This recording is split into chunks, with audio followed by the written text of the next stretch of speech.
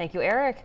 Country over party. That was the overarching message at a campaign event in Nelson County for Vice President Kamala Harris today.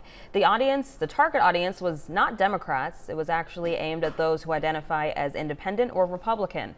Maggie Glass is live in the studio with the details of the event. Maggie. With the current political climate in America, it's not always easy to vote outside your party lines. But the speakers at today's event say in this election, it's less about political parties and more about who is running. Somebody did ask me, how do you square Republicans for Harris? For me, it's like normal people for the sane. Former 5th District Representative Denver Ringelman was elected as a Republican. That's not the side of the ticket he will be voting on in this presidential election. There's no way I can vote R or D right now, anytime. I have to vote for the right people, and right now it is Harris and Walsh, I have to say.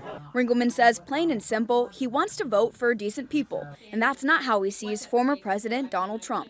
There hasn't been an end to the racism, conspiracy theories, bizarre things that are being said, and really policy issues that make no sense for the American people. In a crowd filled with 60% Democrats and 40% Republicans or independents, Ringelman and Harris campaign co-chair Mitch Landrieu talked about why they believe Trump possesses a threat bigger than political parties.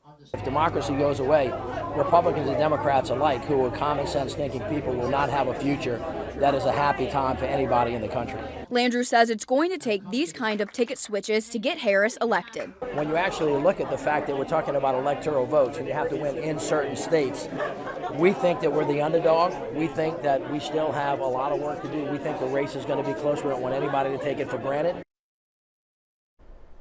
Ringelman says even though he's a former Republican politician, this will not be the last time he votes for a Democratic candidate. Live in the studio, Maggie Glass, 29 News at 5.